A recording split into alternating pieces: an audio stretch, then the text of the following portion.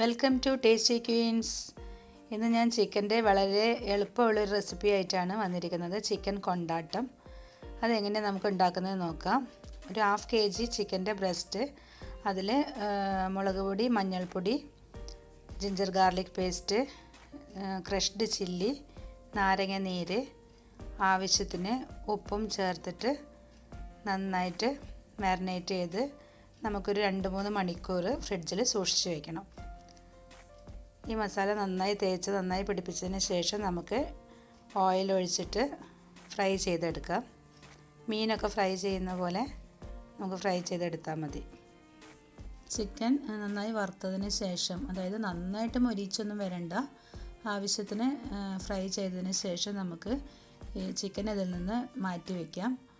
ഇതിൽ എണ്ണ കുറച്ച് കൂടുതലാണ്, അപ്പോൾ അതിൽ നിന്ന് കുറച്ച് എണ്ണ നമുക്ക് മാറ്റി വെച്ചിട്ട് വേണം അടുത്തതിന് വേണ്ട മസാല റെഡിയാക്കാൻ വേണ്ടിയിട്ട്. ഈ എണ്ണയിൽ നിന്ന് നമ്മൾ ചിക്കനൊക്കെ എടുത്ത് മാറ്റിയതിന് ശേഷം ഇതേ എണ്ണയിലേക്ക് കുറച്ച് കറിവേപ്പിലയും, കുറച്ചധികം കറിവേപ്പിലയായാലും നല്ലതാണ് കേട്ടോ, പിന്നെ ക്രഷ്ഡ് ചില്ലി. മെയിനായിട്ട് ഇതിലെ ഇൻഗ്രീഡിയൻസ് ക്രഷ്ഡ് ചില്ലിയാണ്. അപ്പോൾ ആവശ്യത്തിന് എരിവിനനുസരിച്ചിട്ടുള്ള ക്രഷ്ഡ് ചില്ലി ചേർക്കാം. പിന്നെ ഒരു വലിയ സവാള നന്നായിട്ട് ചോപ്പറിൽ പൊടിയായി അരിഞ്ഞതും കൂടെ ചേർത്ത് കൊടുക്കാം.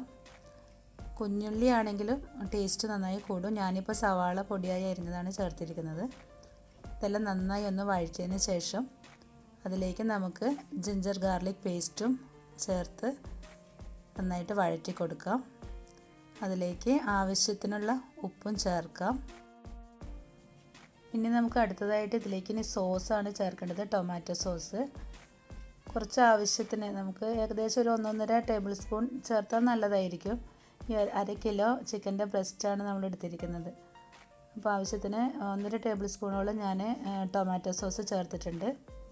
അതും കൂടെ ചേർത്ത് നന്നായി ഒന്ന് വഴറ്റി ഇനി ഇതിലേക്ക് നമുക്ക് ഇളം ചൂടുവെള്ളം കുറച്ച് ഒഴിച്ച് ഒരു തിക്ക് ഗ്രേവി പോലെ ആക്കണം. അങ്ങനെ ആവശ്യത്തിന് കുറച്ച് ഇളം ചൂടുവെള്ളം കൂടി ചേർക്കാം.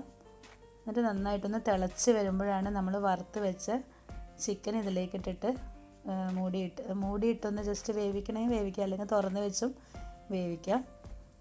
നല്ലൊരു ഗ്രേവി, തിക്ക് ഗ്രേവിയൊക്കെ ആയിട്ടുണ്ട്. ഇനി ഇതിലേക്ക് ചിക്കനും ഇട്ട് നന്നായി ഇളക്കി നമുക്ക് നല്ല അടിപൊളി ചിക്കൻ കൊണ്ടാട്ടം ഇപ്പോൾ റെഡിയാവും. നല്ല ടേസ്റ്റാണ്. ഹോട്ടലിലൊക്കെ പോയി കഴിക്കുന്ന അതേ രുചിയിലാണ് ഈ ചിക്കൻ കൊണ്ടാട്ടം. നിങ്ങളെല്ലാവരും ട്രൈ ചെയ്യണം കേട്ടോ. പൊറോട്ടയുടെയും ചപ്പാത്തിയുടെയും ഒക്കെ കൂടെ കഴിക്കാൻ നല്ല ടേസ്റ്റാണ്. അപ്പോൾ നിങ്ങളെല്ലാവരും ഒന്ന് പരീക്ഷിച്ച് നോക്കിയിട്ട് അഭിപ്രായമൊക്കെ പറയും. അപ്പോൾ അങ്ങനെ റെഡി ആയിട്ടുണ്ട് നമ്മുടെ ചിക്കൻ കൊണ്ടാട്ടം. നല്ല ടേസ്റ്റി ആയിട്ട് കാണാൻ നല്ല ഭംഗിയില്ലേ. അപ്പോൾ എല്ലാവരും ട്രൈ ചെയ്തിട്ട് അഭിപ്രായം പറയുക.